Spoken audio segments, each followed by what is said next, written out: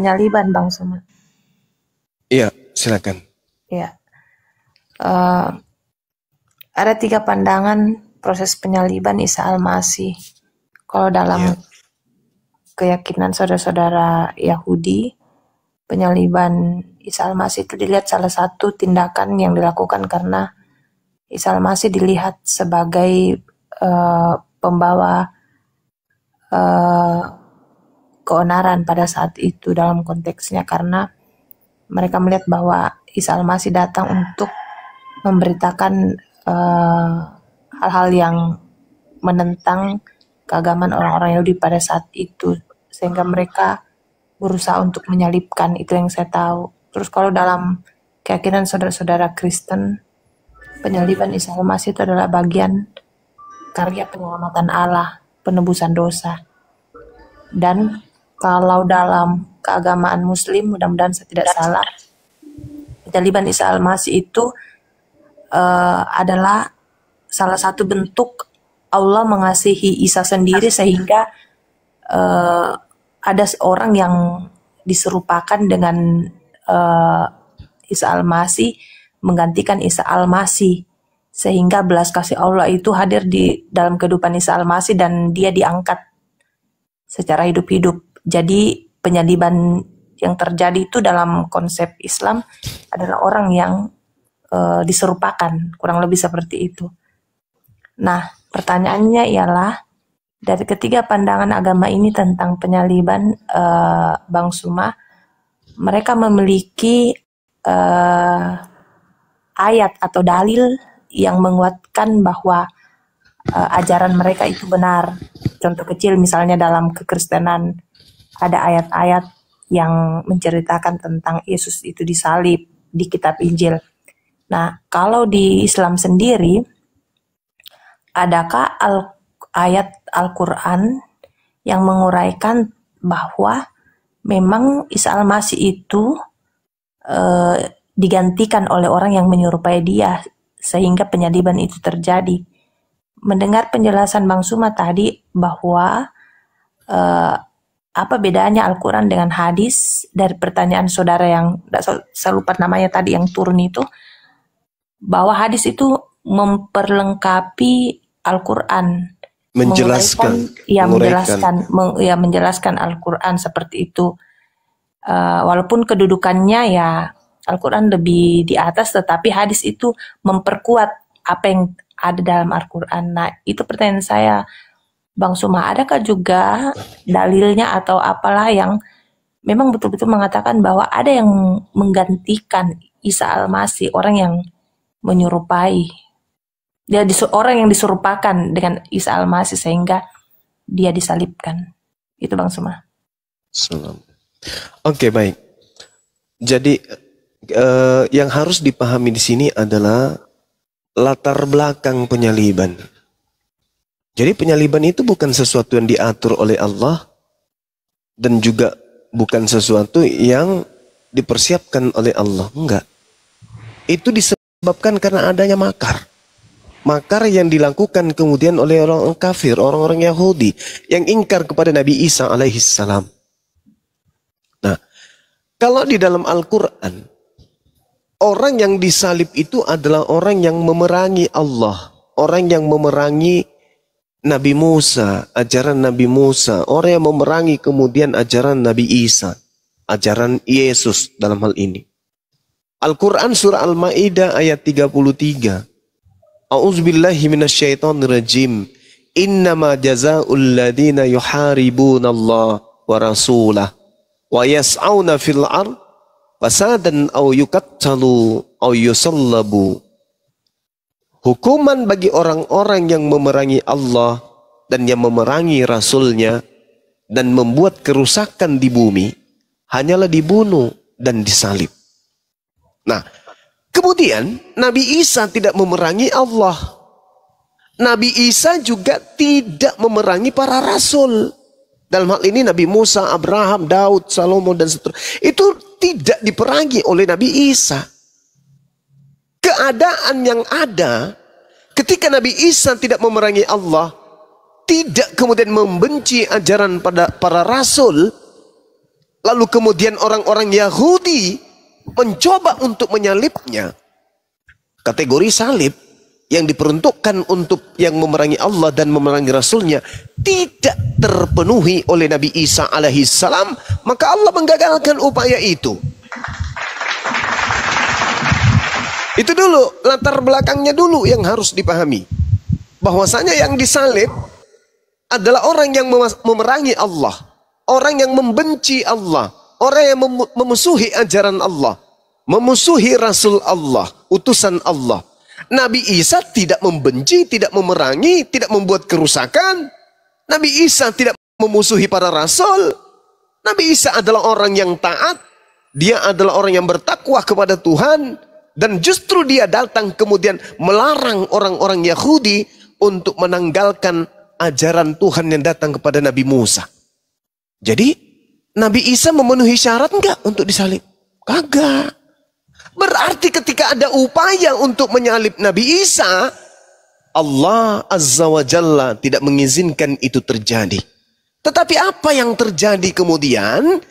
Nabi Isa tidak disalibkan, tapi orang-orang kafir mengatakan disalibkan. Orang-orang kafir mengatakan disalibkan. Maka apa kata Allah? Wa qaulihim, maka aku hukum juga mereka karena ucapan mereka.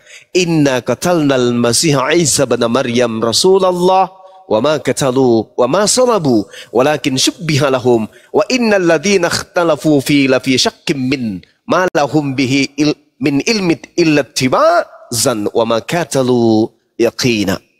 Jadi Al-Quran mengatakan, aku hukum mereka karena ucapan mereka yang berkata, sesungguhnya kami telah membunuh Isa Al-Masih putra Maryam, yang mereka ngejek, yang mereka hinakan dengan menamainya sebagai Rasulullah, padahal mereka tidak beriman kepadanya.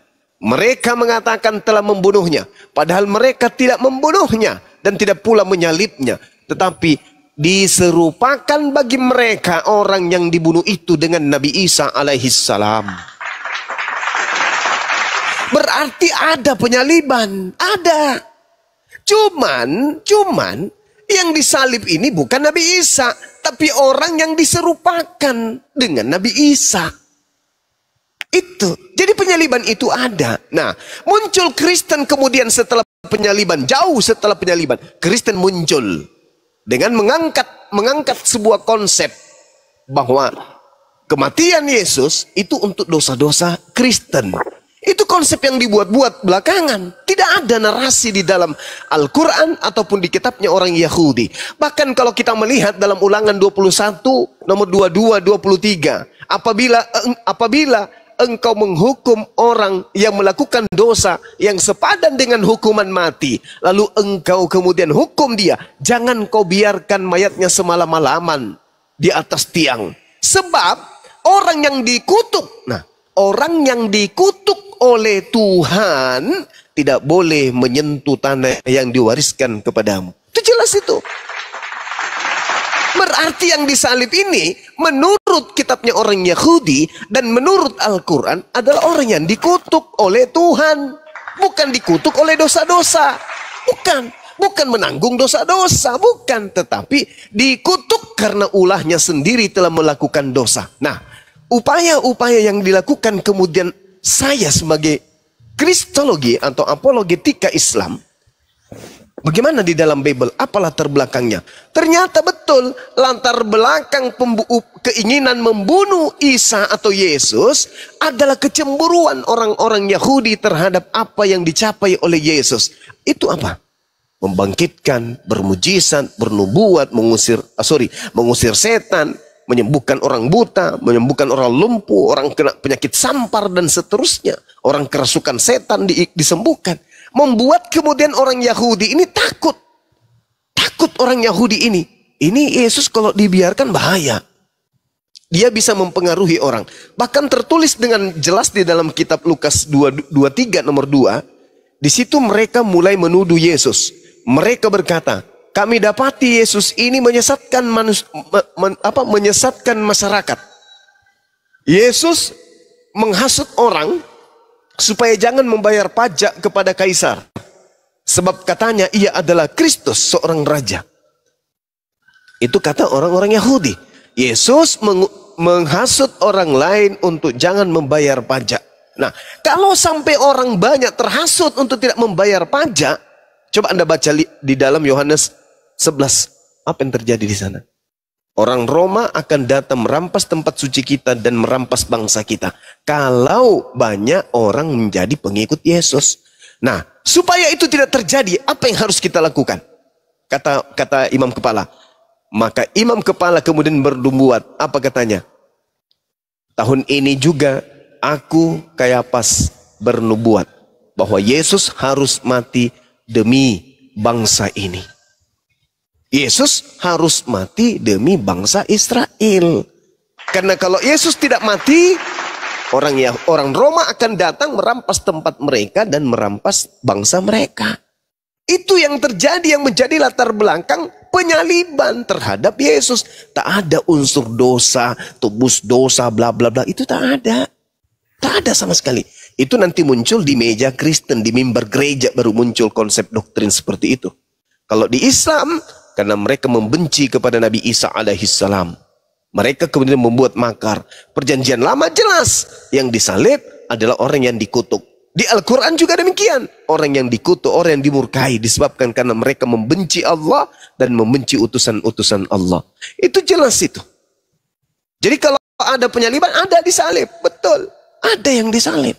Tetapi bukan Nabi Isa. Karena Nabi Isa tidak memenuhi syarat untuk disalib.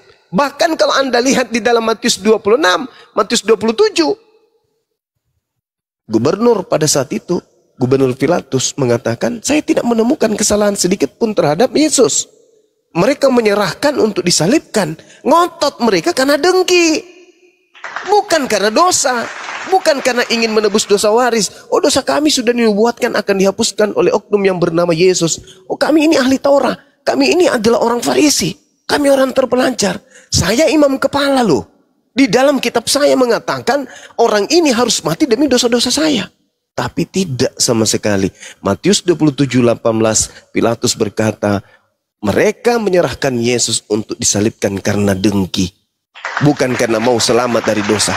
Bukan karena ingin ditebus dari dosa waris. Tak ada. Itu hanya karangan-karangan gereja yang muncul belakangan. Saya kira begitu. Silakan. Oke, terima kasih Bang Suma. Sama-sama. Oke, pertanyaan berikutnya Bang Suma. Boleh? Sebelum saya turun. Boleh Bang Suma? Iya, silakan.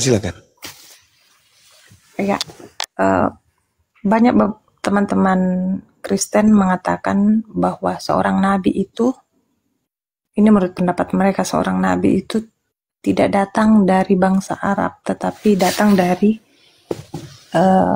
salah satu keturunan anak-anak Yakub dari suku Yehuda, dan itu telah dinubuatkan, dan mereka mengamini bahwa Isa Al-Masih itu adalah nabi terakhir. Nah, itu bagaimana pendapatnya Bang Suma? Karena mereka mengatakan bahwa seorang nabi itu tidak akan datang dari bangsa Arab. Nah, mudah-mudahan saya tidak salah. Apa Rasulullah itu kan dari keturunan Arab, Bang Suma. Ya. Jadi bagaimana Bang Suma Baik. ketika mendengar pendapat saudara-saudara yang Kristen? Iya. Jadi gini, jangankan orang Yahudi berkata demikian, saya pun mengatakan hal yang sama. Bahwa nabi yang diutus kepada Bani Israel itu adalah nabi yang berasal dari kaumnya sendiri. Bahkan saya seringkali mengatakan apa? Perintah Tuhan yang spesial untuk Bani Yakub itu tidak diberikan kepada bangsa lain. Tidak diberikan. Jadi tidak mungkinlah sosok kemudian datang kepada mereka untuk dijadikan sebagai nabi dan rasul spesial untuk mereka. Enggak mungkin dirual daripada bangsa mereka.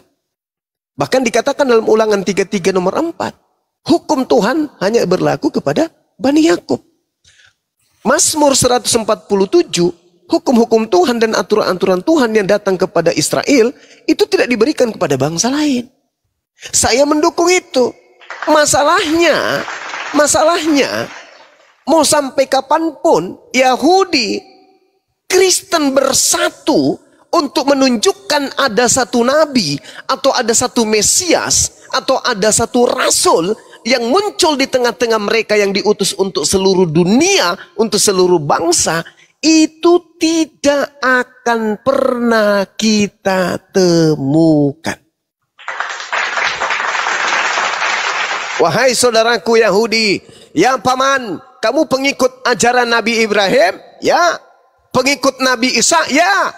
Yakub? Yes. Musa? Ya. Daud? Ya. Salomo? Ya. Yesaya? Ya. Samuel? Ya. Harun? Ya. Daniel? Ya. Ya. Pertanyaan saya, adakah di antara utusan-utusan Tuhan yang menerima firman itu diutus untuk seluruh manusia? Jawaban mereka apa? Tidak ada. Makanya agama Yahudi itu hanya untuk agama Yahudi, golongan mereka. Bukan agama untuk disiarkan ke seluruh bangsa. Enggak. Bukan itu kemudian. Nah, begitu juga Yesus ketika dia datang. Aku diutus hanya kepada domba yang sesat dari umat Israel. Matius 15 nomor 24. Nah, iblis apakah akan duduk tenang? Oh tidak. Iblis apakah tahu akan datang sosok Nabi sebagai Rasulullah wa khataman nabiyyin? Tahu iblis itu. Lalu iblis ini apakah tidak membuat pasukan, tidak membuat kerajaan, tidak membuat tahta di atas muka bumi ini untuk melawan sang Rasul penutup, sang Nabi penutup untuk melawannya? Oh pasti. Iblisnya pasti membuat tahta yang sangat kuat untuk melawan akan datangnya sang penutup para nabi.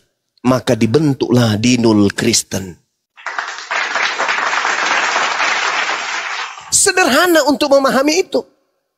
Ketika kita tanya, Kristen memiliki konsep 3 dalam 1, 1 dalam 3.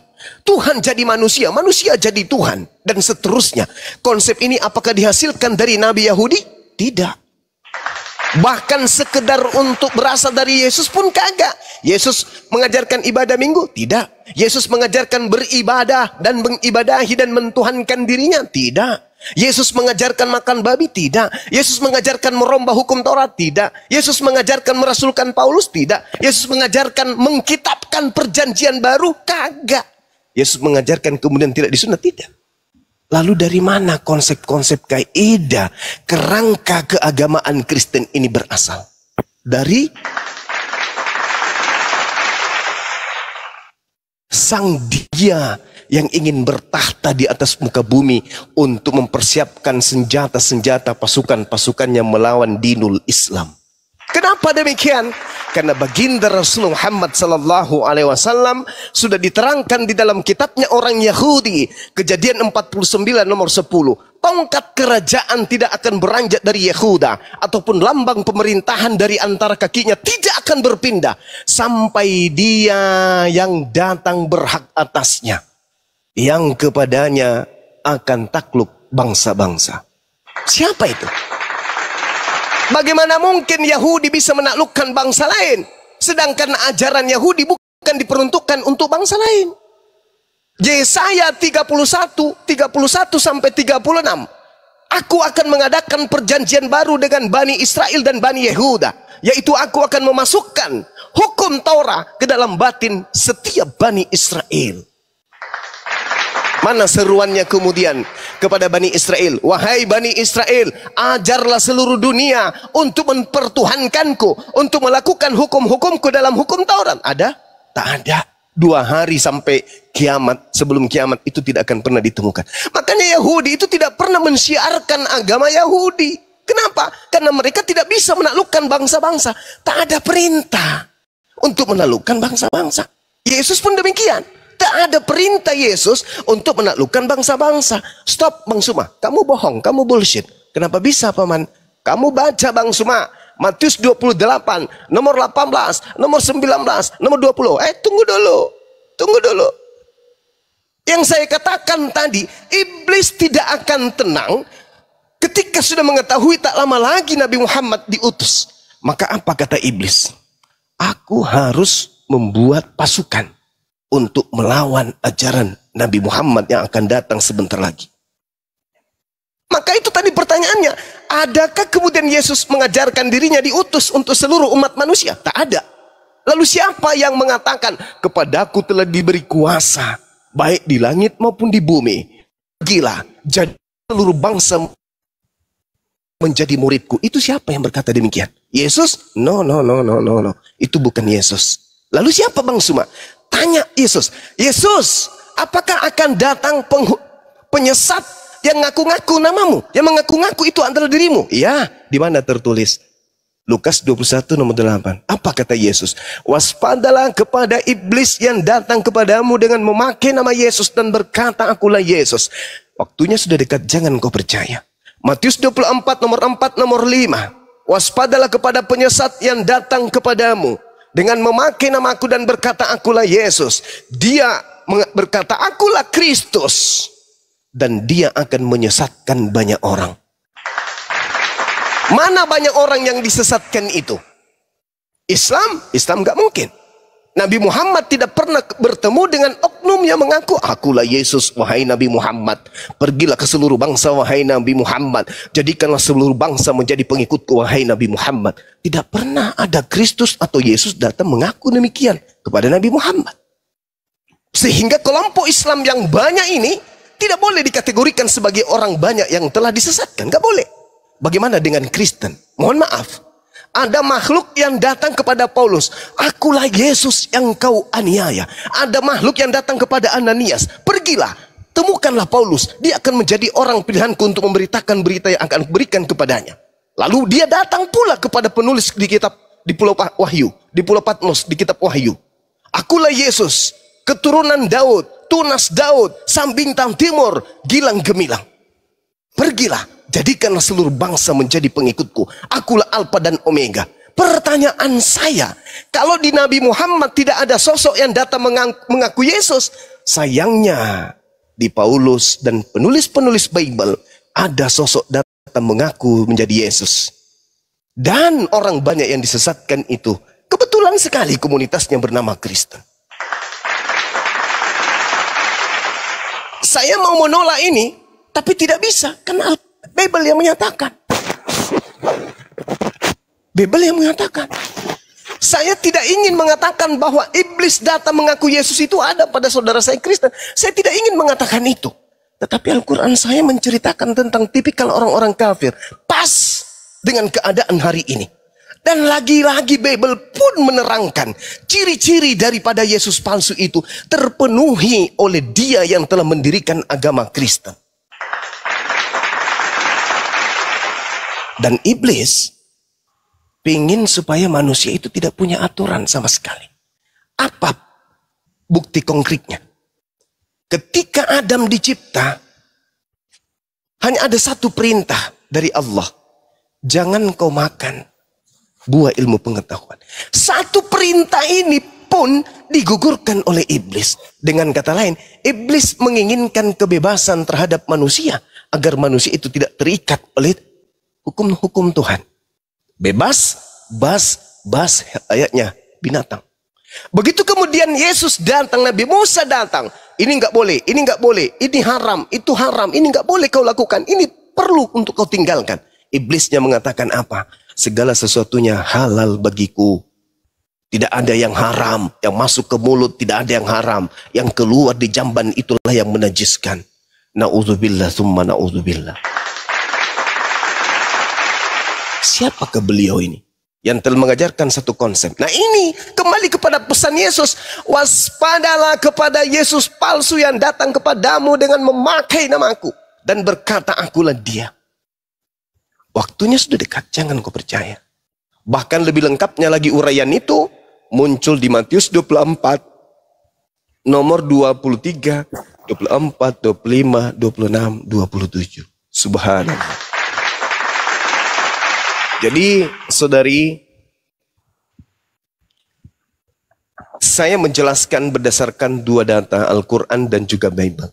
Tinggal saudari renungkan di mana Yesus pernah mengaku datang kepada seseorang dan seseorang itu banyak memiliki pengikut. Coba Anda lihat di dalam Matius 23 nomor 15, celakalah engkau wahai ahli Taurat, orang Farisi, orang munafik. Engkau menjelajahi daratan, kemudian menyeberangi lautan, mentobatkan orang. Setelah dia bertobat, kau jadikan dia orang neraka dan 2 kali lebih jahat daripada engkau sendiri. Siapa orang Farisi, siapa ahli Taurat yang menjelajahi daratan, menyeberangi lautan, mentobatkan orang dan pengikutnya separuh penduduk bumi? Itu siapa? Karena penyesat ini mengaku bertemu Yesus. Jadi apabila ada orang berkata ada Yesus di sini, ada Yesus di sana, jangan kau percaya. Camkanlah, aku sudah mengatakannya terlebih dahulu. Apabila ada orang berkata ada Yesus di padang gurun, ada Yesus dalam bilik, jangan kamu percaya. Sebab sama seperti sinar yang bersinar memancar dari timur sampai ke barat, demikian jugalah kelak kedatanganku sebagai anak manusia di akhir zaman. Jadi ketika orang Yahudi menemukan Paulus mengaku bertemu bernama Yesus di padang gurun, orang Yahudi tidak percaya. Ketika Paulus menulis surat kemudian bertemu Yesus dalam bilik penjara, orang Yahudi tidak percaya. Yang percaya orang Barat, orang Roma, orang Yunani. Kenapa mereka percaya? Karena sejatinya mereka memang adalah penyembah dewa-dewa. Begitu ada ajaran dari Paulus, mereka langsung terima. Dan resmi kemudian menjadi agama kekerajaan. Setelah itu bergeser ke kerajaan Belanda. Belanda, Portugis masuk ke Nusantara ini mengajarkan ajaran yang bersumber dari Barat, bukan dari Timur Tengah. Maka menjadi Kristenlah saudara-saudaraku. Maka menjadi Katoliklah saudara-saudaraku. Ini yang terjadi hari ini. Maka endingnya kemudian Matius 7 nomor 22-23. Pada hari terakhir nanti banyak orang memanggil aku, berseru kepadaku, Tuhan Yesus, Tuhan Yesus, bukankah kami telah bernubuat pakai namamu, mengusir setan pakai namamu, bermujizat pakai namamu juga? Apa kata Yesus? Pada hari itulah, pada saat itulah aku akan berterus terang kepada mereka, enyahlah daripadaku, kalian semua adalah pembuat kejahatan.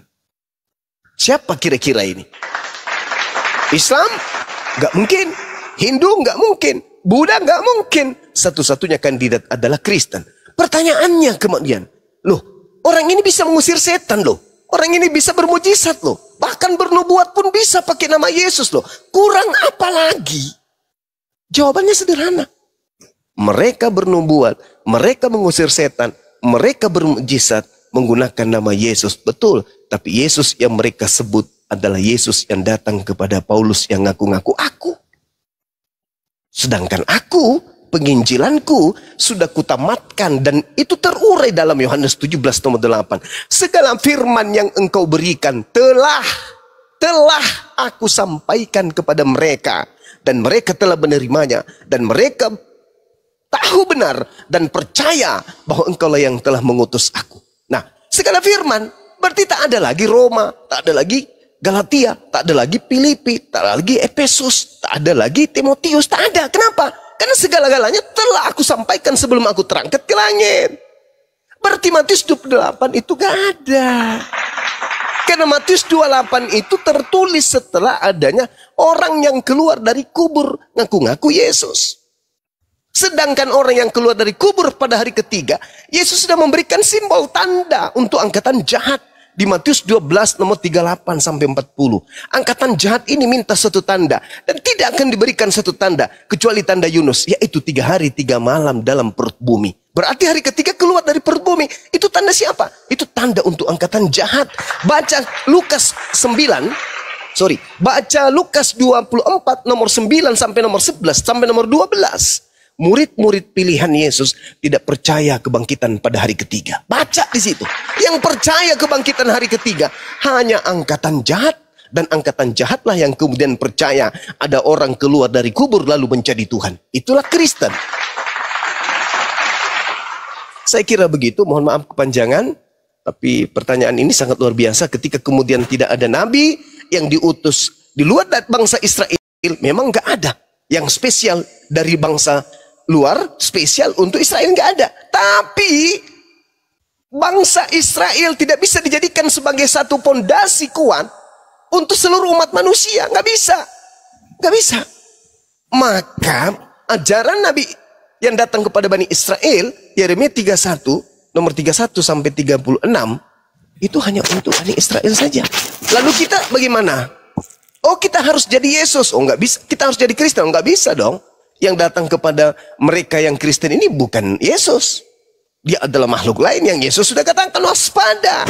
Berarti harus kembali kepada Kejadian 49 nomor 10. Tongkat kerajaan tidak akan beranjak dari Yehuda, ataupun lambang pemerintahan tidak akan bergerak dari kakinya sampai dia di sini tidak diketahui siapa dia. Tetapi ciri-cirinya adalah mampu menaklukkan bangsa-bangsa. Apa itu? Ajarannya bisa dipakai untuk mengatur seluruh bangsa di atas muka bumi ini. Sedangkan Kristen itu bukan ajaran Yesus. Demikian. Oke, terima kasih Bang Suma. Menarik Sama-sama. kata dia ini dari nubuatan para nabi, Bang Suma.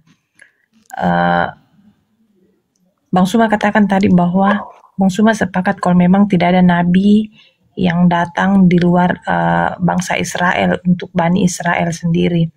Nah, lalu bagaimana dengan kedudukan Rasulullah, Bang Suma? Apakah memang ada dalilnya dalam Al-Quran bahwa memang Rasulullah itu diutus untuk ke semua bangsa-bangsa? Karena ada juga yang mengatakan kalau memang ini pendapat teman-teman Kristen, dia katakan bahwa kalau memang Isa Al-Masih itu hanya untuk Bani Israel, lalu Nabi Muhammad juga itu mungkin hanya untuk bangsa Arab. Mengapa harus dipaksakan untuk diterima oleh semua bangsa-bangsa? Adakah dalilnya juga Bang Suma bahwa memang Rasulullah itu diutus untuk semua bangsa? Oke, baik. Al-Quran surah An-Nahl ayat 44, Allah Subhanahu wa Ta'ala kemudian menyatakan dengan sangat jelas, bil bayyinati waz zubur wa anzalna ilaika dzikr litubayyana lin-nasi. Aku utus Al-Quran kepada Nabi Muhammad, kepadamu wahai Nabiku Muhammad, agar engkau menjelaskan kepada seluruh umat manusia apa yang harus mereka kerjakan. Jadi kalau di umat Islam itu ibadah, sholat, puasa, zakat, apapun amalannya, itu semua adalah amalan yang diperintahkan di dalam Al-Quran untuk dilaksanakan oleh seluruh umat manusia. Al-Quran surah Al-Ma'idah ayat 15. Ya ahlal kitab, wahai Yahudi, Nasrani, qad ja'akum rasuluna yubayyinu lakum katsiran mimma kuntum tukhfuna minal kitab wa ya'funa an katsir. Wahai ahli kitab, orang Yahudi, orang Nasrani, sungguh Rasulku telah datang kepadamu, menjelaskan kepadamu banyak hal dari isi kitab yang kalian sembunyikan. Dan banyak pula dari isi kitab yang kalian sembunyikan dibiarkan untuk tidak dijelaskannya. Sungguh telah datang kepadamu cahaya dari Allah, yaitu dinul Islam, dan kitab yang menjelaskan, yaitu Al-Quranul Karim. Yahdi bihillah manittaba'a ridwanahu subulas salam. Dengan Al-Quran itu Allah memberi petunjuk kepada seluruh umat manusia yang mengikuti keridaannya kepada jalan keselamatan. Ilan nur biizni wa yahdihim ila siratin mustaqim.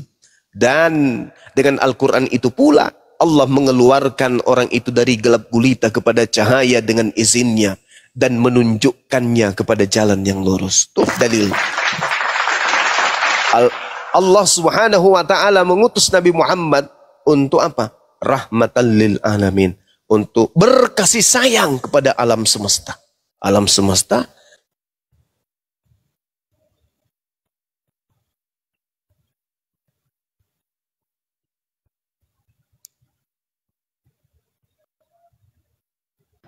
Cek, suaranya hilang, Gurunda. Cek 1 2 3. Jaringan. Oh, sinyal kali ya. ya gimana? Ya, sekarang udah bagus, Gurunda. Tadi hilang suaranya. Oke, makanya di dalam Al-Quran itu, saudari, ayat-ayatnya diserukan untuk seluruh umat manusia. Ya ayuhan nas, Ya ayuhan nasu abudu rabbakumul ladzi khalaqakum walladzina min qablikum la'allakum tattaqun. Ya ayuhan nas kulu mimma fil ardi halalan thayyiba. Ya ayuhan nas taqu rabbakumul ladzi khalaqakum min nafsin wahida. Ya ayuhan nas qad ja'akum rasuluna bil haqq. Seruannya, wahai seluruh umat manusia, wahai seluruh umat manusia, wahai seluruh umat manusia. Sedangkan Yesus dan juga Nabi Musa, ya Bani Israel, ya Bani Israel, ya Israel, ya Bani Israel, ya Bani Israel, Shema Israel. Israel aja yang diseru. Yesus tidak pernah menyuruh kepada seluruh umat manusia. Tapi kalau Nabi Muhammad, ya ayyuhan nas, qad ja'akum rasul bil haqqa min rabbikum fa aminu khairan lakum, dan seterusnya.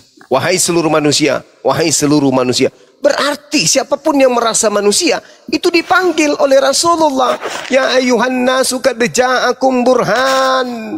Ya ayuhan nasu qad ja'atkum mau'idatun min rabbikum. Ya ayuhan nasu taqu rabbakum inna zalzalatas sa'ah. Semua diajak. Sedangkan Yesus pernah nggak menyeru seperti itu? Tidak. Lalu kita ini gimana dong? Kalau Yesus itu sebagai juru untuk selama-lamanya, kita gimana? Kita nggak pernah dipanggil. Maka muncul kemudian penghuni alam gelap. Pergilah ke seluruh dunia, jadikanlah seluruh bangsa menjadi pengikutku. Itu ucapan siapa, Cak Ayu? Itu bukan ucapan Yesus.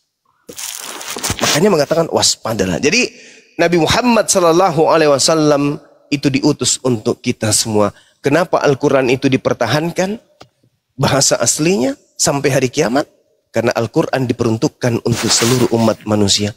Hari ini sekiranya saya harus menjadi Kristen karena agama yang benar dan yang terakhir untuk seluruh manusia itu adalah Kristen, maka tentu otak saya, akal saya akan mencari original teks ucapan-ucapan Yesus. Apakah itu bisa saya temukan? Ternyata nggak bisa. Lalu bagaimana saya mau meyakini iman saya? Kalau yang ada cuma terjemah. Itu pun terjemahan hasil revisi. Revisi.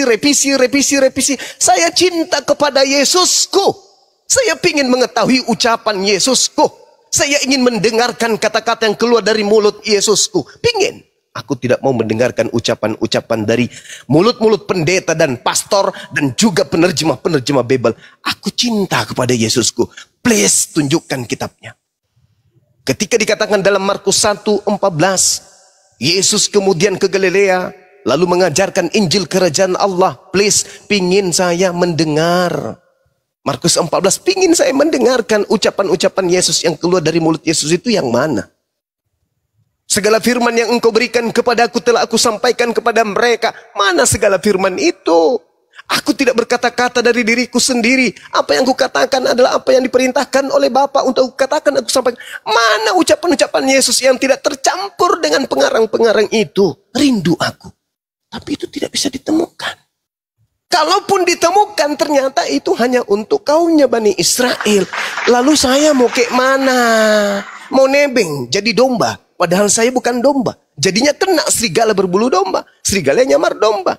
Saya tidak bisa membohongi diri saya. Sebagaimana Al-Quran mengatakan, yukhadi'unallah walladzina amanu wa ma yakhda'una illa anfusahum wa ma yasurun. Orang-orang kafir itu ingin menipu Allah, menipu orang-orang beriman, tapi sesungguhnya mereka hanya menipu diri mereka sendiri. Bagaimana mungkin saya mengatakan Yesus, Yesus, Yesus, Yesus, sedangkan mulut Yesus, aku diutus hanya kepada domba yang sesat dari Bani Israel. Itu penipuan terbesar yang terjadi pada diri manusia, diakibatkan oleh ulahnya sendiri. Tapi ketika Nabi Muhammad datang ke atas muka bumi, hidup 1400 tahun silam, aku masih mampu melihat bacaan-bacaan yang terlontar dari mulutnya. Ya ayyuhan nas, in kuntum fi raibi minal baqf. Dan seterusnya. Bisa aku melihat bacaan-bacaan yang terlontar dari mulutnya. Saya bisa belajar kemudian tentang huruf-huruf yang terlontar dari mulutnya. Saya bisa memaknai tanda-tanda bacaan dari kitab suci yang dihantarkannya. Tanpa ada perubahan, tanpa ada dirubah dan hanya disuguhkan terjemah. Yang menterjemahkan juga bukan seorang yang suci. Yang menterjemahkan juga bukan seorang rasul. Bukan seorang nabi. Dia hanya manusia yang punya kemudian amanah diberikan untuk menerjemahkan. Tapi benar tidaknya, satu konsep yang betul adalah terjemahan itu bukan firman Tuhan. Makanya bisa dikritik, bisa dikoreksi, bisa direvisi. Kenapa? Karena bukan firman Tuhan. Lalu mana firman Tuhan yang harus menjadi patokan hidup saya dalam beragama? Saya tidak mau hidup sia-sia. Maka karena Al-Quran diturunkan untuk seluruh umat manusia, dan Al-Quran mengatakan, inna nahnu nazzalna zikra wa inna lahu lahafizun. Aku Tuhan pencipta langit dan bumi yang mewahyukan Al-Quran, dan aku juga yang akan menjaganya. Terbukti 1400 tahun lebih Al-Quran terjaga. Sampai kapan? Sampai manusia penghabisan. Kenapa demikian? Karena Al-Quran juga diperuntukkan untuk mereka. Sampai hari ini juga Al-Quran diperuntukkan untuk saudara saya Mary. Al-Quran juga diperuntukkan untuk saudara Mary, untuk saudara semuanya yang ada, termasuk saudara-saudara yang ada di gereja. Sebenarnya Al-Quran adalah kitab kalian. Kenapa kalian disebut kafir? Karena kalian menutup diri terhadap kitab kalian, yaitu Al-Quran. Karena kalian menutup diri terhadap Nabi kalian, yaitu Nabi Muhammad. Karena kalian menutup diri kepada Tuhan yang menciptakan kalian. Tuhan kalian, yaitu Allah Subhanahu wa ta'ala, Sang Pencipta yang Maha Suci lagi Maha Tinggi. Ini yang terjadi. Nah, sehingga ketika Anda bertanya, apakah Nabi Muhammad itu diutus? Ya, beliau Nabi kita. Tapi Anda tolak. Yesus juga Nabi kita, yang dikhususkan untuk saudara Bani Israel. Nabi Musa juga Nabi kita, tapi yang dikhususkan untuk kaumnya Bani Israel. Nabi kita yang diutus untuk kita semua adalah baginda Rasulullah Muhammad sallallahu alaihi wasallam. Itu jawaban saya, silakan.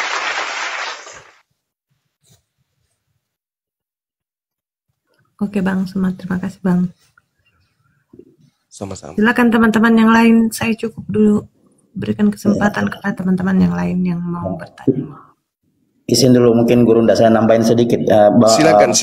Bunda Mary jangan turun dulu ya. Jadi begini, kenapa saya pernah katakan bahwa Al-Quran itu sejalan dengan ilmu pengetahuan yang positif ya, apapun itu. Salah satu sejalannya Al-Quran itu dengan ilmu pengetahuan Yahudi ya.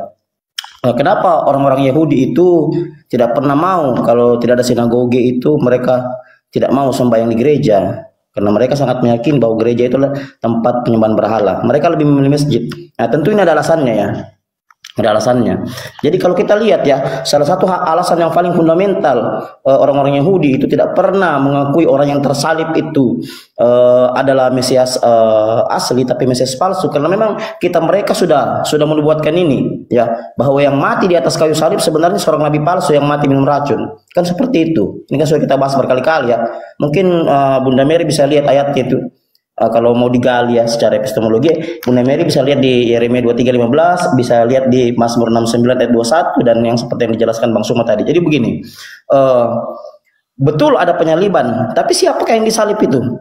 Ya, kalau dikatakan yang disalib itu Mesias asli, maka akan menabrak seluruh pengetahuan Yahudi.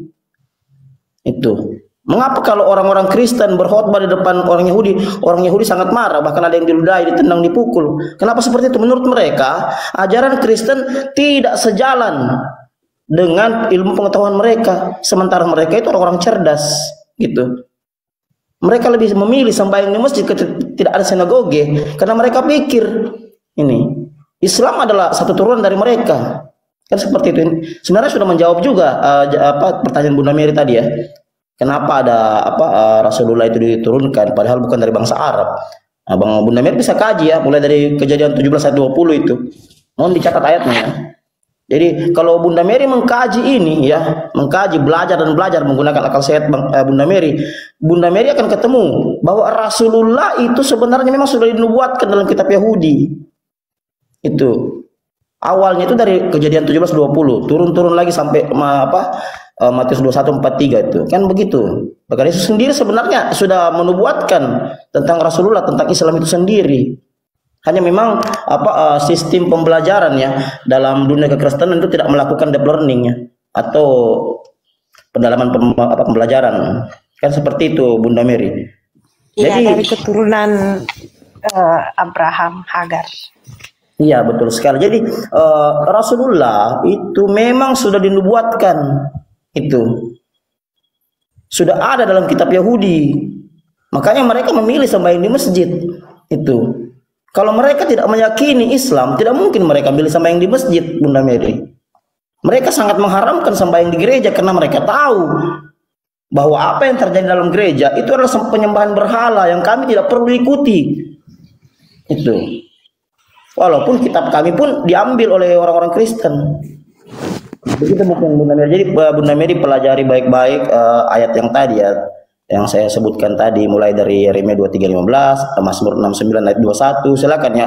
Jadi yang jelas penyaliban ada. Tapi siapa yang disalib? Ya tentu menurut ilmu pengetahuan Yahudi, yang disalib itu orang ya, orang yang berdosa, orang yang terkutuk ya, dan bukan Mesias asli, yang pasti Mesias palsu.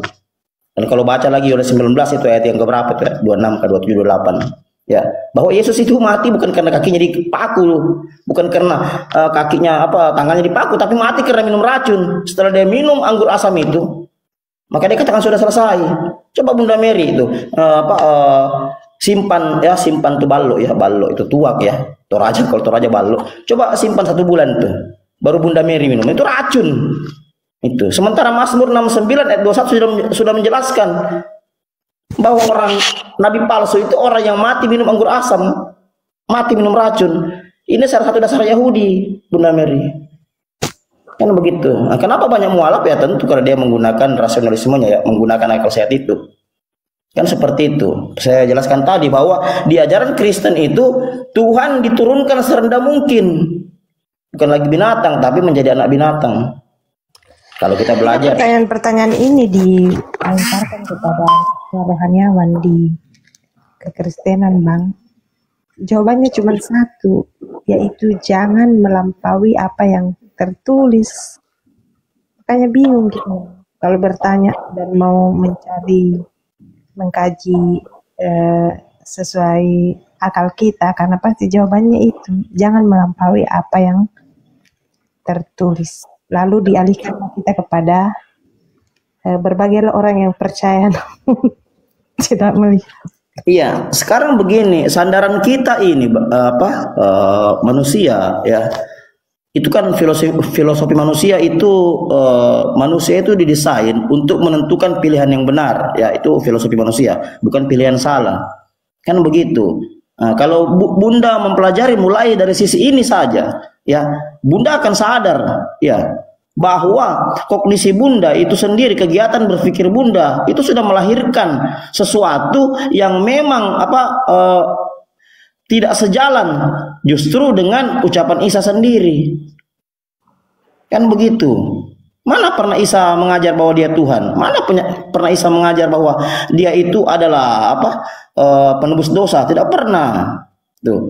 Bible yang dikanonikan tanpa dikonfirmasi kepada Paulus, Yesus saja itu tidak ada di situ. Apalagi Injil-Injil yang langsung bersinggungan ya, yang sudah dibumi hanguskan oleh Romawi. Mulai dari Injil Maria, Thomas, ya, Yakobus, Injil kebenaran, Injil Yesus Kristus dan yang lain, ya.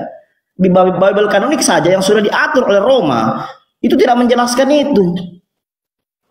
Apalagi yang belum diatur Roma itu. Jadi memang proses mental ya teman-teman Kristen ini sudah dipengaruhi doktrin dan dogma. Bukan lagi akal sehat itu. Doktrin dari bapak-bapak gereja yang diajarkan secara turun-temurun. Bukan melalui studi rasional itu. Kan begitu. Kalau kita melakukan studi rasional tentang ini, otomatis kita akan tahu apa sih ini. Ya. Kan begitu. Apa sih ini Bible? Ajaran apa ini Bible? Ya, apalagi di sini ada Uniriva ya. Ya bisa ditanya ya, mungkin dari sisi ontologi, epistemologi, dan aksiologi ya. Dari sisi ontologi saja ya. Seperti di Komal-Komal ini Bible ya, umat Kristen itu sudah menjadi musuhnya ini Bible. Bukan lagi sebenarnya panduan, tapi musuhnya sendiri. Mengingat terlalu banyak kontradiksi dalam Bible. Belum kalau kita naik setingkat ya. Mengingat tonggak ilmu pengetahuan itu ada 3 disebutkan tadi itu, ontologi, epistemologi, aksiologi. Ketika di ontologi ini tidak selesai, Bunda belajar epistemologi.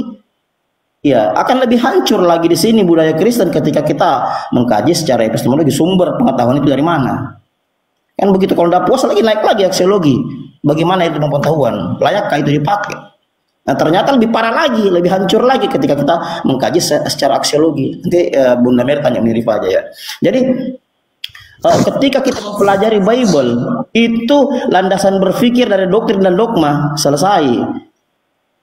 Yang kita dapat bukan kebenaran, Bunda Mary. Yang kita dapat itu satu pembodohan yang mempengaruhi proses kognisi kita atau kognitif kita, ya, kegiatan berpikir kita. Itu seperti itu, Bunda Mary. Jadi saya sarankan Bunda Mary untuk rajin-rajin baca Bible-nya dan cari tahu apakah ada nubuatan Mesias asli dalam kitab Yahudi. Itu yang tergantung di kayu salib. Itu saja. Kan sudah jelas ya di Yeremia tadi ya, dikatakan bahwa Mesias palsu itu tidak datang dari bangsa Arab, justru datang dari Yerusalem, dari seputar Israel. Itu tidak ada hubungannya dengan, apalagi dengan Rasulullah, ya, terlalu jauh jaraknya. Tuh. Yang ada hubungannya dengan nabi-nabi palsu yang hampir sejaman dengan Isa Yesus. Itu. Jadi kehancuran ajaran Kristen ini ya memang dari situ, dari asimilasi paksa Romawi kepada Kristen. Itu kan jelas sejarahnya, saya sudah terangkan berkali-kali. Nah, kalau Bunda Mary belajar ini, Bunda Mary akan tahu bahwa agama yang saya anut ini sebenarnya dari mana. Itu dari mana? Dari Yesus kah? Dari Paulus kah? Kan begitu. Atau dari Roma kah? Kan begitu. Yang penting kita mau belajar. Ya, satu hal yang perlu Bunda Mary lakukan sekarang, rajin-rajin baca Bible-nya, rajin-rajin lakukan riset, meneliti, menggunakan perbandingan-perbandingan mungkin dari referensi buku apa saja. Itu. Jangan hanya tinggal di rumah Bible, Anda jadi berhala. Itu berhala dunia, ya. Dibaca, direnungkan setiap ayat, ya, setiap ayat-ayat, ya. Itu supaya Bunda Mary mengerti. Kan begitu. Nah, jadi begitu. Mungkin sedikit dari saya. Mungkin silakan lanjut yang lain. Silakan.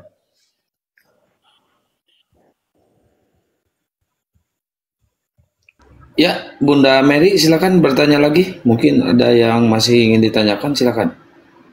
Cukup, Bang. Terima kasih. Atau mau bertanya tentang Islam? Cukup dulu, Bang. Berikan kesempatan dengan yang lain. Baik. Ini Bang Has sama Bang Winsam, Muslim apa Kristen? Bang Has, Winsam, Muslim apa Kristen? Bang Has, dibuka mute-nya, Bang.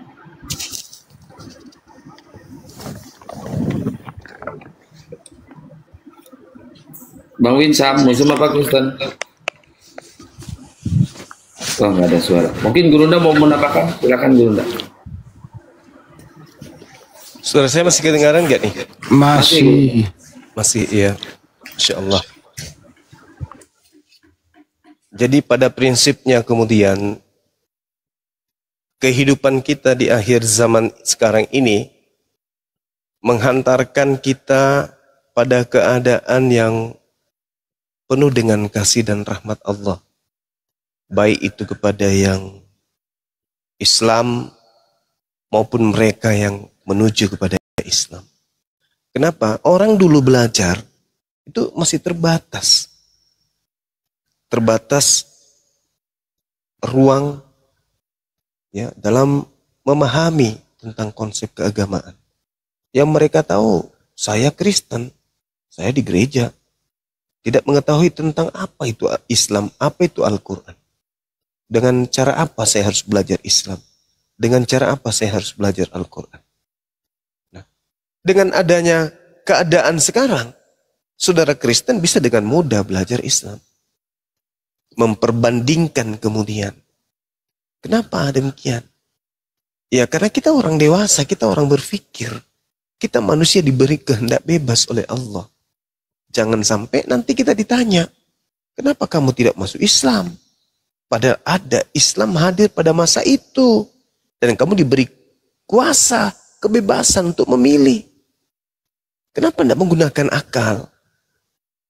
Sedangkan setelah menerima keadaan di mana Islam itu memang selaras dengan akal sehat. Dan apa yang diyakini ini, sekarang ini tidak selaras dengan akal sehat. Itu adalah sinyal dari Tuhan pencipta langit dan bumi menyapa kita untuk supaya menemukan jalan kebenaran itu. Nah, oleh karena itulah kemudian ya adalah suatu kebahagiaan orang-orang yang hidup di zaman sekarang, ada internet yang bisa di mana orang bisa belajar tentang Islam, belajar tentang Nabi Muhammad, belajar tentang Al-Quran. Manfaatkan kondisi itu untuk mempertebal kepercayaan yang kita anut. Atau ketika kita menganut sebuah agama dan justru kemudian kita tidak menemukan kebenaran itu di situ, tanggalkan. Untuk apa kita beragama kalau agama itu tidak sesuai dengan akal sehat? Untuk apa kita mengkitabkan sebuah kitab kalau isinya itu tidak selaras dengan akal? Untuk apa kita menyembah kepada satu sembahan di mana sembahan itu tidak memenuhi kriteria sebagai pencipta langit dan bumi?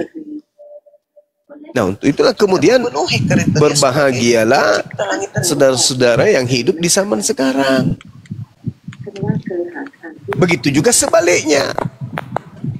Orang yang hidup di zaman sekarang serba canggih, serba bisa dipelajari dengan mudah, tetapi tidak memanfaatkan kemudian keadaan ini, maka itulah orang yang paling zalim.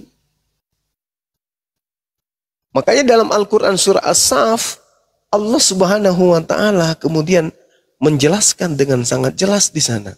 Jelas, terinci, terukur, dan memang keadaannya seperti itu hari ini. Allah menjelaskan bahwa siapakah orang yang zalim ini?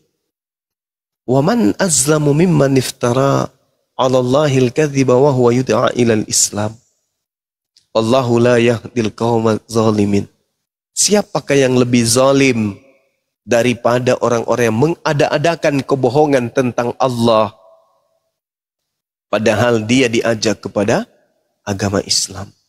Dan Allah tidak memberi petunjuk kepada orang-orang yang zalim. Siapa orang zalim itu yang tidak diberi petunjuk? Orang yang sudah tahu, tidak mungkin Tuhan itu digantung, tidak mungkin itu Tuhan mati, tidak mungkin Tuhan itu kemudian dilahirkan, tidak mungkin Tuhan itu kemudian dikandung. Gak mungkin. Tapi tetap saja mengimani, mempercayainya. Maka itulah yang disebut zalim. Wa man azzamu mimman iftara 'ala Allahil kadhiba wa huwa yud'a ilal Islam. Subhanallah, Bampe, syukran. Itu orang zalim itu. Orang yang sudah paham, orang yang sudah mengerti, cerdas, pintar, bahkan dosen, bahkan pengajar. Tetapi apa yang terlontar dari mulutnya itu tidak selaras dengan otaknya, tidak selaras dengan hatinya, tetapi tetap aja berada pada posisi itu. Maka ketika Islam datang kepadanya dan kemudian dia menolak Islam, maka dia adalah pendusta yang paling besar, termasuk dalam golongan orang-orang yang zalim yang akan kekal di dalam api neraka. Saya seyakin-yakinnya saya tentang Islam. Ketika datang Kristen mengajarkan tentang ketuhanan Yesus dan itu masuk akal, saya akan mempelajarinya. Sedangkan tidak masuk akal aja saya masih menggali dan mencari. Dan semakin saya menggali, semakin saya mencari, semakin saya menemukan ini tidak rasional. Ini irasional, ini bertentangan dengan akal. Sedangkan isi Bible itu sendiri mengajarkan kasihi Tuhan dengan akal. Bagaimana mau dikasihi Tuhan ini dengan akal? Kalau sudah tidak masuk akal. Kasihilah Yesus dengan akalmu. Kalau Yesus itu Tuhan, kasihilah Yesus dengan akal budimu. Gimana mau diakali Yesus ini dengan menjadikannya Tuhan sementara dia nyata manusia? Nggak bisa, nggak nyambung. Oleh karena itulah kemudian ya, mari dudukkan perkara iman, akal pada pewahyuan yang dari langit. Jangan pewahyuan, jangan tulisan-tulisan yang bukan berdasarkan atas pewahyuan. Saya kira begitu, karena saya sudah mulai nguap. Silakan teman-teman yang lain.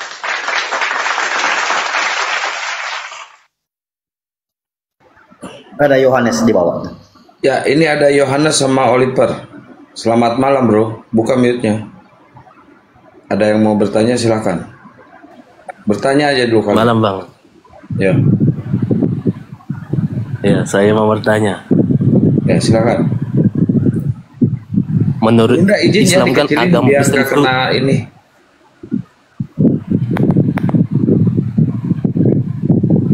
menurut Islam kan agama Kristen itu agama yang menyimpang, agama sesat. Betul. Ya, Menurut sebelum orang datangnya agama Islam. Ya, menurut orang Yahudi jauh sebelum Islam, dia mengatakan Kristen itu ya, adalah agama sesat. ya kan sebelum itu Islam juga kan ngomong kayak gitu. Agama Kristen itu agama menyimpang, agama Orang sesat. Yahudi yang mengatakan itu Lalu dulu. Tuhan menurunkan agama Islam untuk meneruskannya kan, begitu kan? Betul. Nah, kita tahu jarak agama Kristen sama agama Islam itu hampir 600 tahun kan? Ya. Ya, yang jadi pertanyaan saya ini, kalau agama Kristen itu agama sesat, agama penyimpang lah, kenapa Tuhan dalam tanda kutip mendiamkan eksistensi agama ini? Coba jawab. Iya. Kenapa Allah kemudian mendiamkan keadaan itu? Karena Allah sudah memberi akal kepada manusia. Manusia bukan robot. Manusia dikasih kemudian kebebasan. Dengan uraian kitab. Kamu melakukan kebaikan yang dihasilkan jannah. Kamu melakukan keburukan yang dihasilkan neraka. Allah sudah memberikan itu. Wa qulil haqqu mir rabbikum, kebenaran sudah dituangkan oleh Allah di atas muka bumi ini. Yang mau beriman silakan, yang tidak mau beriman silakan. Kalau yang Anda katakan tadi harus terjadi, maka pertanyaan saya balik. Kenapa harus ada perjanjian lama? Kenapa tidak perjanjian baru saja? Kalau ternyata perjanjian lama juga akan dihilangkan, ditinggalkan, tidak diberlakukan lagi.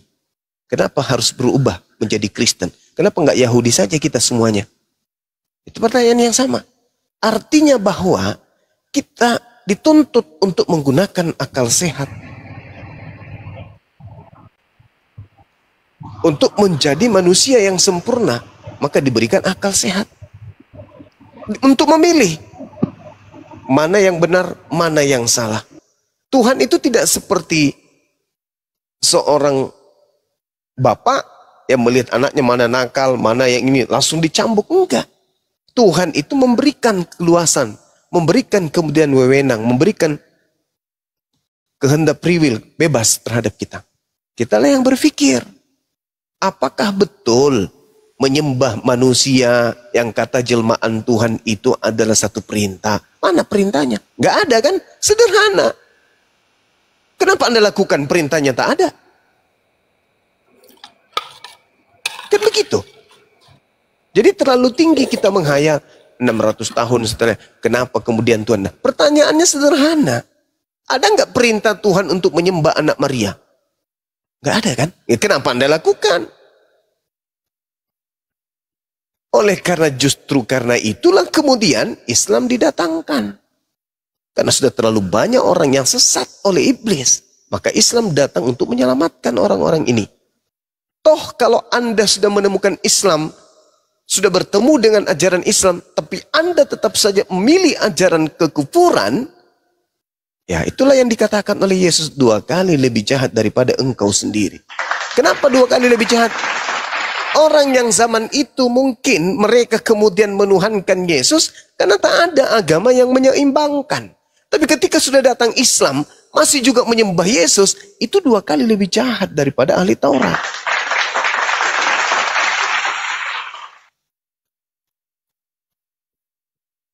Gitu saudara. Ada lagi? Ya, Yohanesnya tadi kena report dia, nggak di kick, nggak diturunkan, dia kena report. Ini ada Escobar sama Oliver. Silakan Oliver, mau bertanya silakan. Dibuka mute-nya, bro.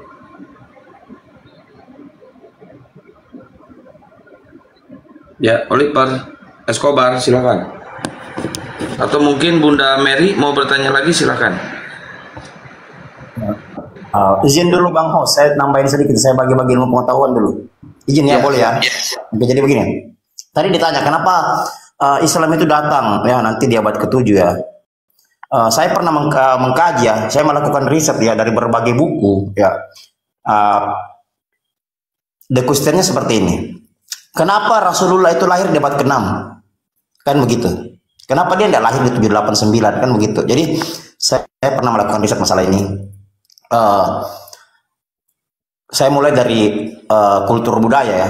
Nah, kultur budaya Roma itu pada saat itu selaku otoritas penjajah yang memegang penuh beberapa wilayah ya, di zamannya itu. Dia mulai dari abad ke-1, 2, 3, 4 itu Roma sangat sangat berpengaruh besar pada saat itu. Nah, jadi Roma itu punya kultur budaya selalu membangun atau menciptakan dewa-dewa baru dari orang-orang yang terkenal di zamannya. Muncul Yesus, muncul Paulus, lalu mereka mendewakan. Nah, saya pernah mengkaji ini. Rasulullah itu diturunkan untuk meluruskan, membenarkan ya, bahkan menggenapi kitab-kitab sebelumnya. Seandainya saja Rasulullah turun di abad ke-4 bukan di abad ke-6, selesai. Rasulullah pun akan dianggap dewa, akan dijadikan dewa oleh Romawi. Tapi ini sebenarnya kajiannya agak dalam ya. Nggak bisa terlalu, kalau saya bahas juga terlalu panjang. Jadi yang jelas begini. Kenapa Rasulullah turun di abad ke-6 bukan di abad ke-4, abad ke-3? Karena kalau Rasulullah turun di abad ke-3, abad ke-4, maka orang Roma pun akan mendewakannya. Mengingat pada saat itu sejazirah Arab masih masuk wilayah jajahan Romawi. Tuh secara historikal. Ya. Nah, terkait Rasulullah yang sudah dinubuatkan, sebenarnya ini hitung-hitungannya sudah ada. Hitung-hitungannya sudah ada. Dalam Kejadian 17:20 itu sudah disampaikan bahwa turunan Ismail akan melahirkan 12 raja, kan begitu. Tapi cerita di ayat sebelumnya, selanjutnya ayat 25, ya itu di situ ada Nebaid dan saudara-saudaranya. Sebenarnya bukan ditujukan untuk ini, tapi ditunjukkan untuk seorang raja itu yang ada, ya, yang ada setelah Isa, kan begitu. Kalau kita perhitungkan ya. Baik, saya pernah mengkaji dalam ya. Mulai dari abad ke-1 Yesus itu lahir tahun 4 sebelum Masehi ya. Dan digantung sekitar 30 sebelum Masehi menurut Kristen ya. Itu kalau kita berhitung dengan maksimum kepemimpinan seorang raja seorang Yahudi itu maksimumnya 50 tahun. Kan begitu. Berarti kalau kita bagi 600 dengan 50 ini akan menghasilkan 12. Angka 12. Berarti dalam Kejadian 17 ayat 20 ini Allah tidak sembah mengatakan bahwa saya akan memberkati keturunanmu akan melahirkan 12 raja. Kenapa bukan 13, 14, 15? Kenapa dia memilih angka 12? Berarti kenapa sudah bahwa Rasulullah memang menggenapi ini. Ini yang tidak dipelajari mungkin karena saya melakukan secara deep learning ya. Terlalu dalam untuk mempelajari. Ya. Makanya pernah berpikir seandainya ini Rasulullah turun di abad ke-1, abad ke-2 selesai ini. Ya selesai. Mungkin akan ada nabi lagi di atasnya. Karena Roma punya otoritas penuh pada saat itu untuk orang terkenal pada saat itu. Makanya diturunkan abad ke-6.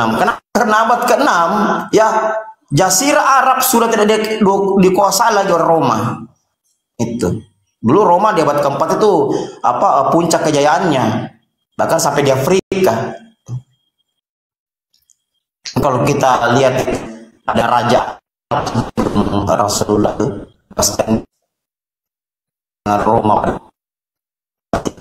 Ini yang perlu kita pelajari pertama. Jadi untuk Bunda Mary atau teman-teman yang lain yang mempertanyakan kenapa Rasulullah itu 600 tahun setelah Isa diturunkan, sebenarnya salah satu epistemologinya salah satu untuk menggenapi apa yang dikatakan Tuhan kepada Israel Kejadian 17:20 itu.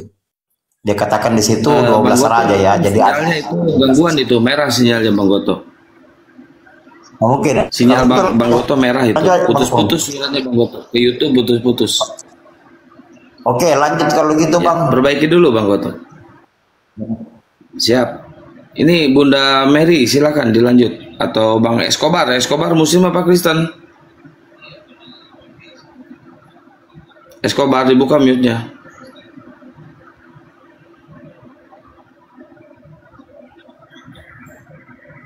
Ya, buat teman-teman di tab-tab layar ya, tembusin 1M ya, tab-tab layarnya biar komalnya kuat. Buat teman-teman Kristen silakan kalau ada yang mau diskusi naik. Bang Escobar dibuka mute-nya, Bang.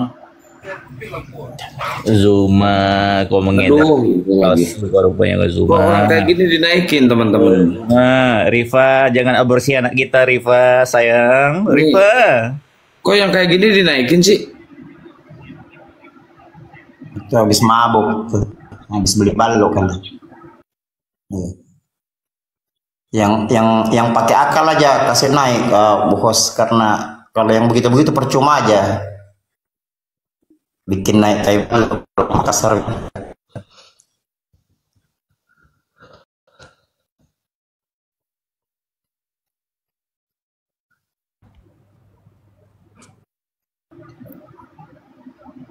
Ya, Neon.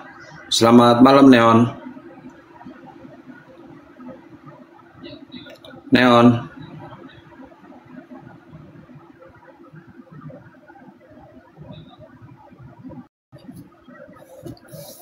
Aduh, terjeda lagi. Ganda, selamat malam Ganda.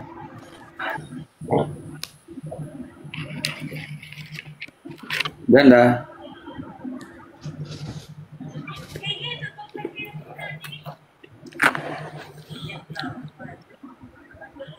Ganda, selamat malam. Yup, selamat malam juga. Ya, dari Kristen ya Bang. Ya, Ya, silakan Bang. Abang mau membantah yang di atas ini temanya Yesus utusan Tuhan, Yesus atau Yesus duta Tuhan.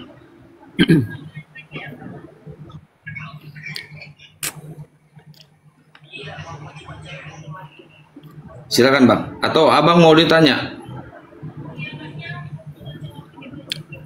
jangan simpel aja bang. Jangan simpel-simpel aja. Ya ini simpel Bang. Benar gak Yesus itu adalah utusan Tuhan? Bukan ke situ bang pertanyaanku. Oh Abang mau bertanya? Yup. Oh baik, silakan. Nyambung kalau kayak Tunggu. Belajar dulu sebentar. bilang nyambung tapi banci dia.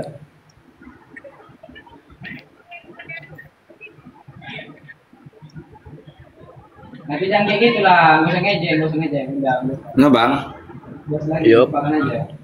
silakan Bang.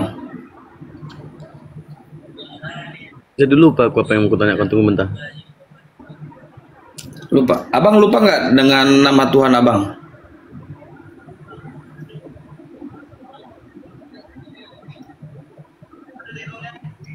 Bang.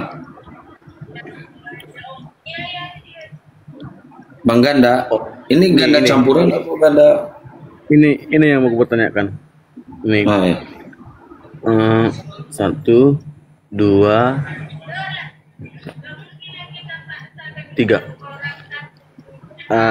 Bang Hos.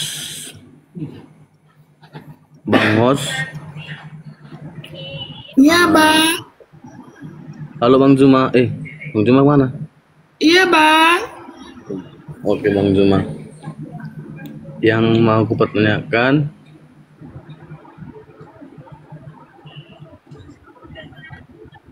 agama Kristen ajarannya menyamping ya kan Bang? Iya bang. Pertanyaannya, apa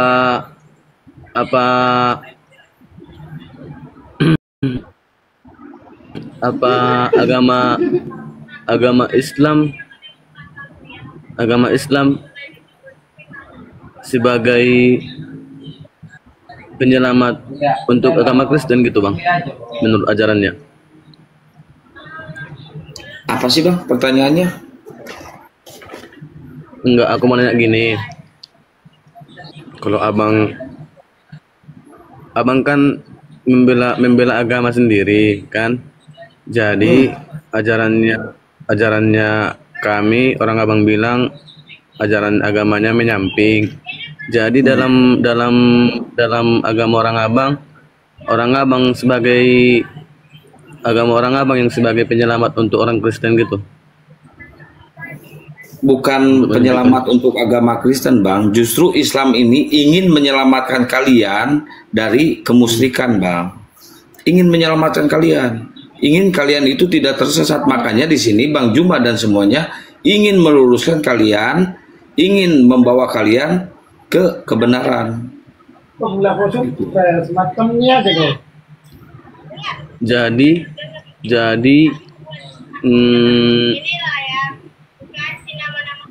Jadi kalau orang agama Kristen percaya sama keyakinannya dan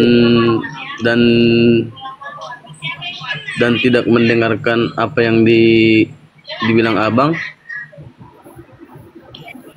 gimana apanya orang Abang, apa namanya, pendapat orang Abang soal itu? Ya, Abang akan kekal di neraka, Bang. Kalau Abang masih menuhankan anak manusia. Jadi misalnya kalau agama Kristen ke neraka seluruhnya agama Kristen, apa orang agama Islam ikut juga kena batunya gitu? Enggak. Orang Islam akan ke surga, Bang. Kalau yang A berapa? Yang A berapa? Jadi kalau orang Islam masuk surga, kalau orang Islam masuk surga, kalau A apa masalahnya sama orang Abang? Kalau enggak ada masalah, Bang. Kalau masuk surga ya masuk surga, masalahnya kalian akan kekal di neraka, itu masalahnya, Bang. Nah, sekarang kita ingin menyadarkan kalian biar kalian tidak menyembah lagi anak manusia, biar kalian ini tidak menyimpang lagi, Bang. Gitu, Bang. Gurunda udah mau mungkin lanjut, Gurunda? Iya. Sebenarnya begini. Nggak perlu Islam yang Anda tanyakan terkait ini. Tanyakan aja diri Anda berdasarkan isi Bible. Di Kisah Para Rasul Anda boleh belajar di sana. Kisah Para Rasul 3, nomor 22, nomor 23. Bukankah telah dikatakan Musa, Tuhan akan membangkitkan bagimu seorang nabi dari antara saudara-saudaramu, sama seperti aku. Dengarkanlah dia dalam segala sesuatu yang dikatakannya kepadamu. Kamu diperintahkan mendengarkan segala sesuatu yang diucapkan oleh nabi yang sama seperti Musa tersebut. Kalau kamu tidak mendengarkan ucapan nabi yang sama seperti Musa itu, maka kamu akan dibasmi.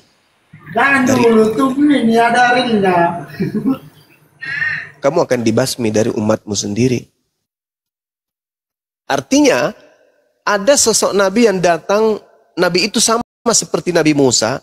Siapapun yang tidak mendengarkan ucapan nabi itu, maka dia akan dibasmi oleh Tuhan. Itu dulu, selesaikan, gak usah ke Al-Quran terlalu ketinggian. Sekarang tanya diri saudara, siapa nabi yang sama seperti Musa?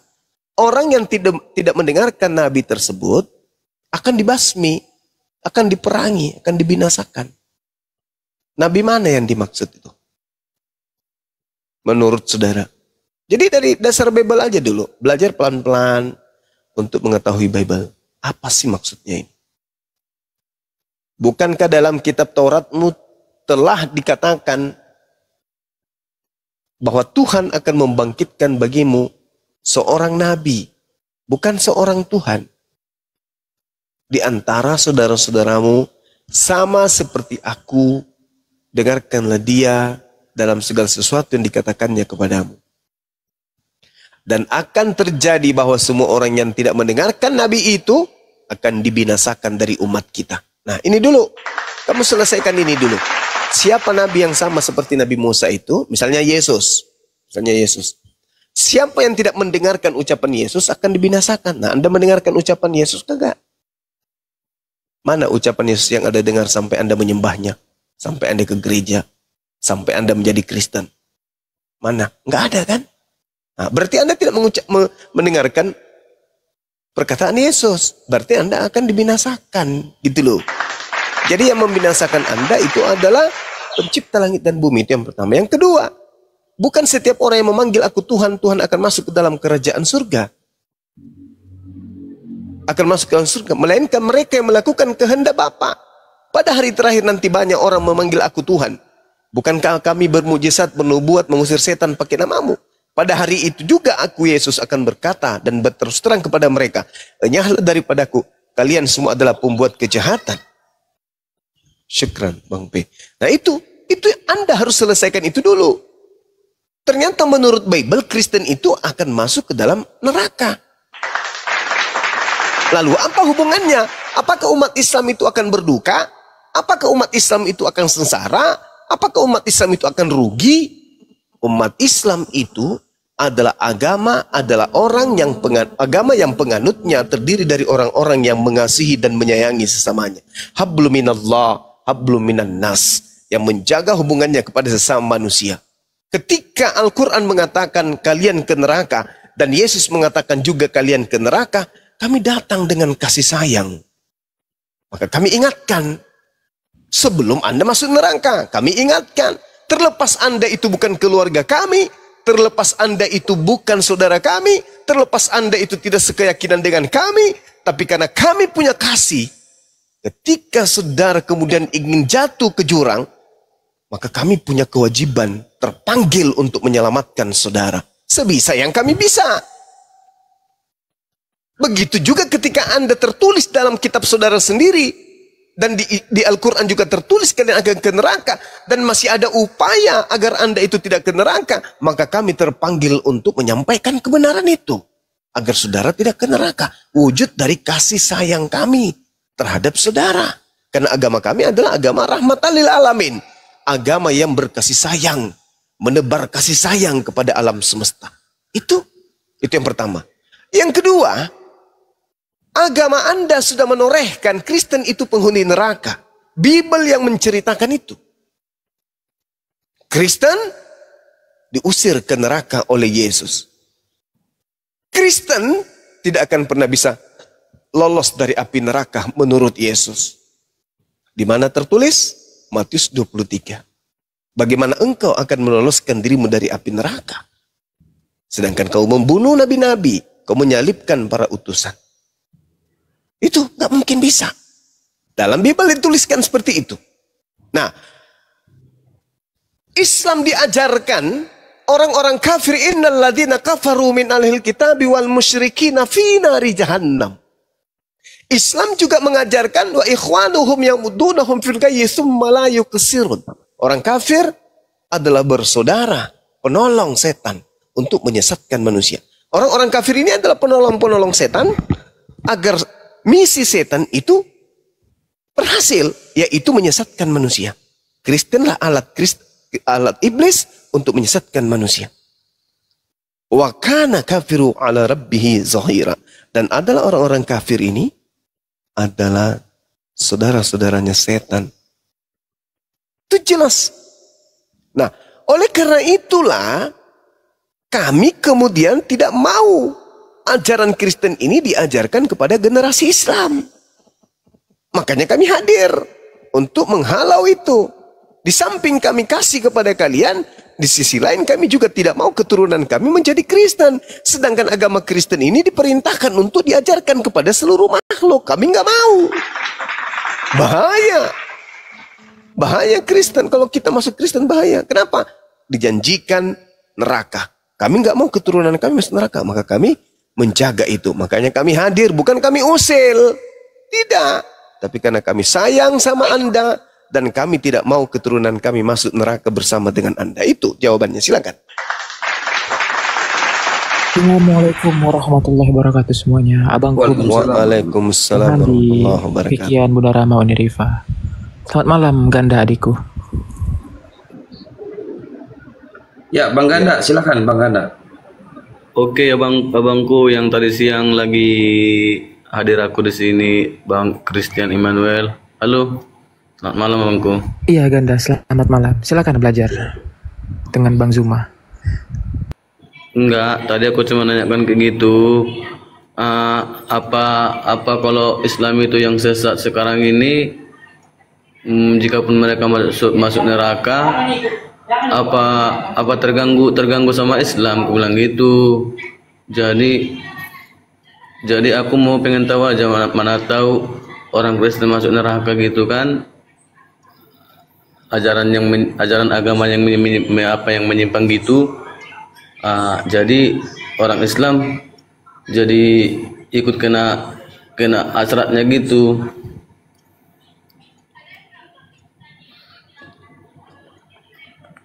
Lagian kan kalau memang betul benernya agama orang abang kan, orang-orang Kristen yang nggak mau terima kan nggak ada masalah sama orang abang.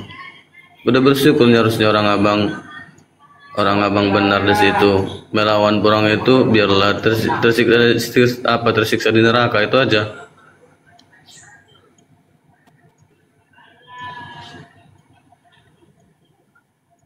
Salah. Maksudnya apa ini, Dek? Apa ini? Gini Bang Juma. Ya. Kan Islam itu agama yang benar, Kristen itu agama yang salah. Misalnya kalau Kristen itu agama yang salah, misalnya agama yang menyimpang, kan masuk neraka. Apa ada keluhan? Apa ada Islam juga nerima apanya? Bagian dari hukumannya Kristen gitu. Imbasnya gitu. Imbasnya. Perintah di dalam Al-Quran kepada kami umat Islam, A'udzubillahi minasyaitonirrajim, ud'u ila sabili rabbika bil hikmah wal mau'idatil hasana wajadilhum billati hiya ahsan. Inna rabbaka wa'alamu biman dalla an sabilih wa huwa a'lamu bil muhtadin. Serulah manusia kepada jalan Tuhanmu dengan hikmah dan pengajaran yang baik, dan berdebatlah dengan mereka dengan cara yang baik pula. Sesungguhnya Tuhanmu, dialah yang lebih mengetahui siapa yang sesat di jalannya, dan dia lebih mengetahui siapa yang mendapatkan petunjuk. Masya Allah. Nah, ini perintahnya. Jadi sebelum Anda ke neraka, kami harus berseru dulu, menyeru Anda dengan hikmat, dengan pengajaran yang baik. Artinya kami diminta oleh Allah untuk menyeru kalian untuk menyampaikan Al-Quran kepada kalian. Diterima alhamdulillah, tidak diterima astagfirullah. Jadi tak ada masalah. Kalau misalnya dikatakan neraka bagi Kristen, apa berdampak kepada umat Islam? Tidak, cuman kami diperintahkan untuk menyeru, ud'u ila sabili rabbika bil hikmah wal mau'idatil hasanah. Serulah manusia, siapapun dia. Ajaklah manusia, siapapun dia. Ajak dengan kepada jalan Tuhanmu, dengan jalan hikmah dan pengajaran yang baik. Itu dalam Al-Quran itu dituliskan seperti itu. Surah An-Nahl ayat 125. Jadi kami tidak mau mengganggu gugat nerakanya saudara, itu pilihan. Tapi kami diperintahkan untuk menyeru. Mau terima alhamdulillah. Seperti itu, la ikraha fiddin, tidak ada paksaan. Tapi suatu kewajiban bagi umat Islam untuk menyeru orang-orang di luar Islam untuk menuju kepada Islam dengan cara yang baik, bil ma'ruf wal mau'izatil hasanah. Seperti itu saudara. Kami nggak memaksa. Kalau itu sudah menjadi pilihan Anda, ya silakan aja. Dalam kehidupan nyata yang kita lihat hari ini, ya, seorang yang kemudian memiliki kebaikan, kebenaran, atau ada upaya, ada tenaga, ada sesuatu yang dimiliki yang bisa kemudian menyelamatkan orang lain, maka sebisa mungkin kita pakai hal itu untuk menyelamatkan orang lain. Kenapa tidak? Islam mengajarkan, innal ladina qalu rabbunallah tsumma istaqamu, barang siapa yang berkata bahwa Allah adalah Tuhannya, lalu apa yang dikatakannya ini diimani sepenuh hati. Apa kata Allah? Maka sampaikanlah kabar gembira kepadanya bahwa dia akan mendapatkan surga. Qad aflahal mu'minun. Beruntunglah orang-orang yang mukmin, yaitu mereka yang salat, khusyuk dalam salatnya. Ulaika, mereka itulah kemudian yang mewarisi surga Firdaus. Nah, ini kabar gembira. Oh ya. Kami sampaikan kepada saudara. Iya, silakan. Bang Zuma. Ya. Tadi aku masuk di komalnya. Halo, Bang Christian Emmanuel. Halo Ganda. Oke, tadi aku masuk di komalnya Bang Emmanuel.